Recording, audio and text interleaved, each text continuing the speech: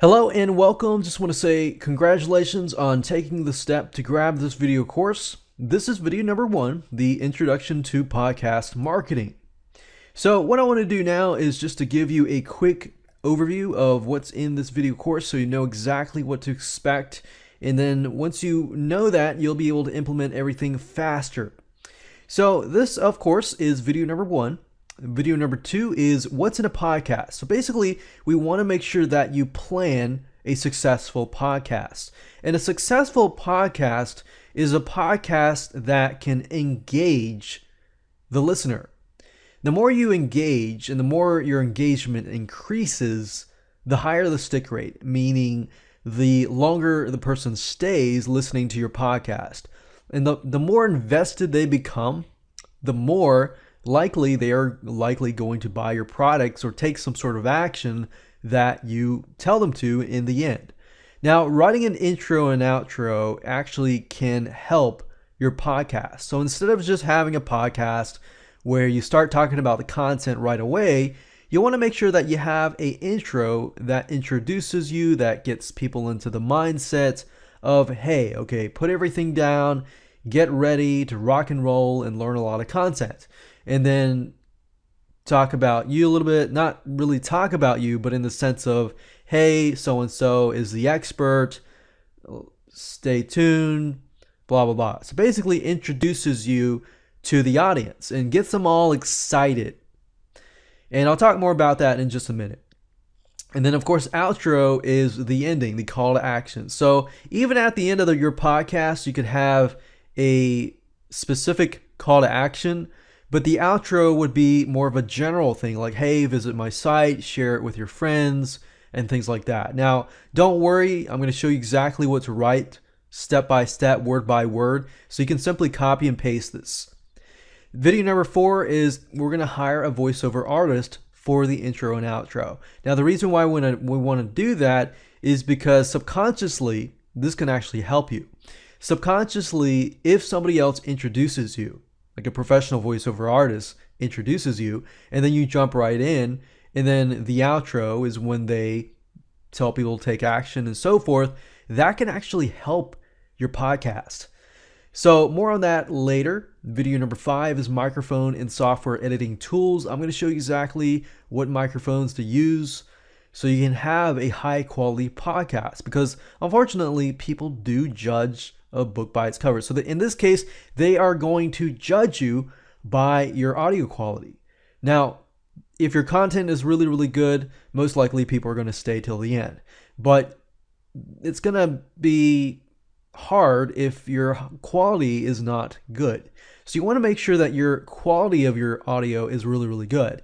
And that brings us to video number 6. We're going to talk about how to record your podcast, how to create soundproof environments, because environment is actually crucial to creating a good, high quality audio. Video number 7, we're going to edit your main podcast yourself. So I'm going to show you how to edit using editing tools, free software editing tools. Video number 8, podcast hosting sites and sites to use. So once you get your file, then what? Okay, so from that point, we're going to upload it to a podcast hosting site, which will then allow us to get the RSS feed. So I'm going to show you sites to use, different sites you can use, how to create a podcast, upload the files to the podcast hosting, get your RSS feed, and then take that RSS feed and submit it to iTunes, which then will help you get some traffic once you are approved. So this is basically how it all works. Basically, you're going to plan and record a high converting, high engagement podcast.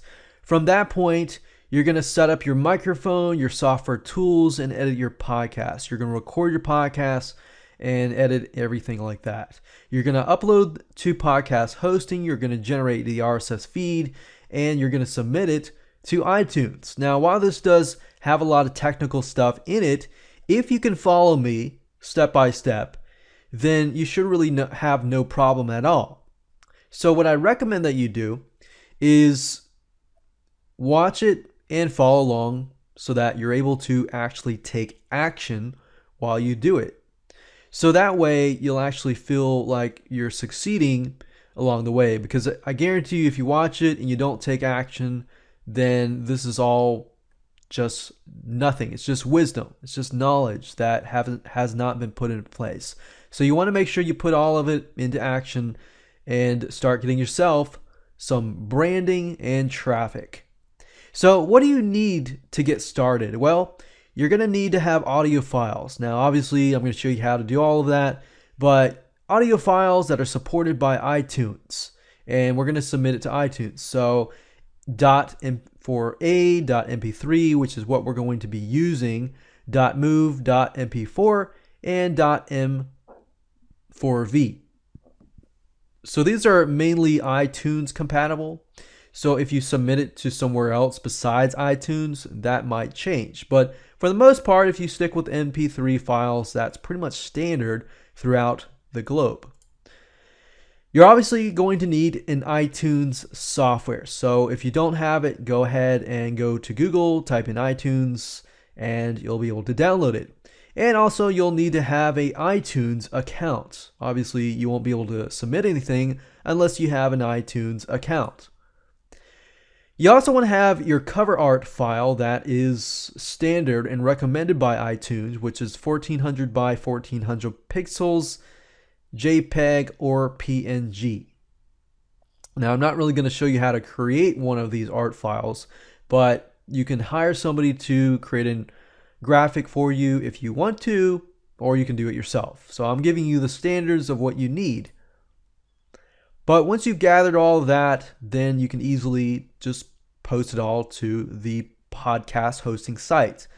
You're also going to need some money to hire a voiceover artist. I'm going to show you exactly sites that you can go to hire voiceover artists for low costs. You're also going to need some money to get a soundtrack, and this is what helps create an environment, whether it's fun, whether it's serious, and things like that. Soundtrack, as you know, if you're watching a movie or a video, if you put some creepy sound in there, it's going to sound creepy.